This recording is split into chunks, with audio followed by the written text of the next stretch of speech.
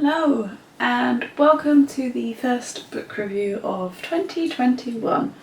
Obviously today we're talking about January's books and it's a bit of an eclectic bunch this month. We've got an autobiography, a romance and kind of fantasy-ish but not really. So we're just going to get right on into it, and we're going to start with the first book that I read, which is a beast of a book, and that is The Book of Dust 2, The Secret Commonwealth by Pullman. Obviously this is part of the His Dark Materials series-ish, but this book was the best way of explaining this. So Book of Dust 1, that comes before the His Dark Materials trilogy. This one comes 10 years after the His Dark Materials trilogy ends. Which means there are still things in this that irritate me that are in all of them, such as like the stupid spellings and stuff. But that's besides the point. I like how the first Book of Dust and His Dark Materials all tie into this. You get characters from each of the books coming into this one, and there are bits that if you've read all of them you know about and kind of things like that. What I didn't really enjoy is Lyra and Pan's angst. That did get on my nerves quite a bit. Without spoiling it, if you've read this you'll know why there is so much angst in it, and I wasn't here for that. I didn't like it particularly much. Particularly much, is that correct English?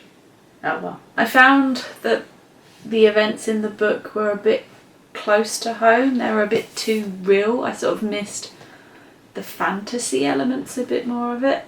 Obviously there's still things like demons and all of that, but what was happening in Book of Dust 2 is essentially happening in the world now anyway. So there were parts of it that I would have just preferred a bit more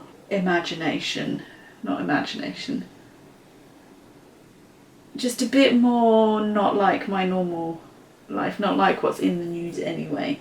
I wasn't very keen on it, it has to be said. I found it quite frustrating. I'm finding it very hard to talk about this book without giving anything away, because I know, for example, my brother is going to borrow this off me and hasn't read it, so what I really want to say I can't, because I don't want to give it away for him. But yeah, I just found the book very frustrating. It's very long for not a lot of gain. Like one of my only positive point is that I like the pictures. In each chapter you get a drawing, and I like those quite a bit. Although sometimes I did wonder why they picked that part of the chapter to do a drawing of and not something else. I'm trying to find the one that I liked best. So my favourite one is from the Miners chapter, because I like all the facial expressions on the demons. But yeah, Book of Dust 2, not my fave. Much prefer His Dark Materials and Book of Dust 1, although Book of Dust 1 does go a bit nutty. There's like 2 parts and the second half is very nutty. But this one, yeah, just not my fave. I'm looking forward to the one after this in the hope that it improves on the series, because this was just frustrating. There were more parts to it that I didn't particularly like than I liked. So there you go, there's my opinion on The Book of Dust 2, The Secret Commonwealth by Pullman. So the second book I read was I'll Stop by Laura Jane Williams. I really enjoyed this book. It's obviously a romance. It's based on those columns in papers. You get it a lot in London, the Metro and stuff has it, where you write an article, or write a little like paragraph saying, to the girl in the whatever dress that gets on the Northern Line at this time and sits here kind of thing, would you like to go for a drink? It's all sort of, it's a dating column part of the paper where they're trying to meet people, but they obviously don't know each other, they've just spotted them on the tube and thought they looked fit. So yeah, that's basically the premise of this, is that they write to each other through that part of the paper, and they don't know who each other is, and they're trying to find each other. And those bits in the paper are always the bits I flick to first. Partly because it's just interesting, and if you got something like this where people started writing back to each other, it got really interesting. You're like, oh, are they going to meet? And partly because, I mean, it was never going to happen, but you always want to know if you're the one that's been spotted. Alas, I never was. So obviously this, there's a lot of near misses, so the two characters, Nadia and Daniel, there are lots of times where they almost came together throughout the book, and I found they ended it just before I got really irritated by it, basically. There maybe was one too many of those kind of incidents for me.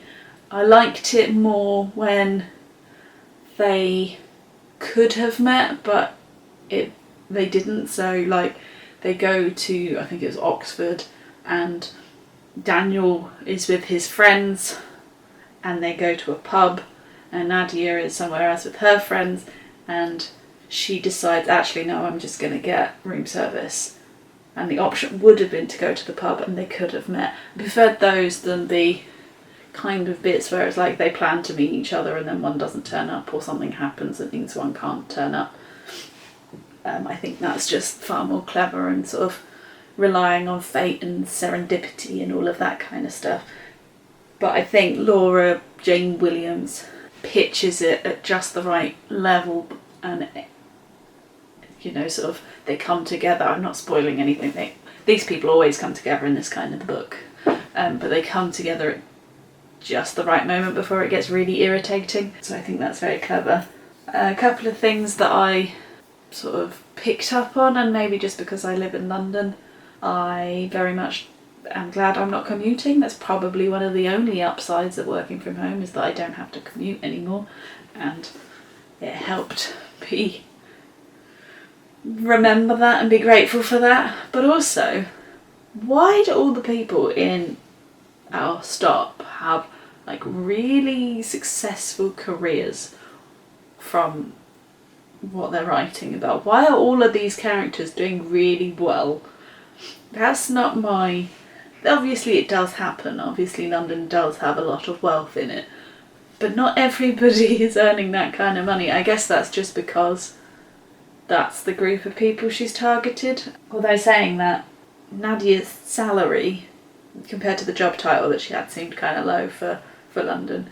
It seemed a bit of a discrepancy there. But again, that's maybe just because I live in London and that's why I picked up on those bits. But yeah, I enjoyed this a lot, and I will probably search out a few more books by Laura Jane Williams, because I did enjoy her writing a lot, and as I said, the pace of it was judged just right for me. So that was I'll Stop by Laura Jane Williams. Now the last book that I'm going to review in January's book review is Gotta Get Theroux This, which is the Louis Theroux autobiography.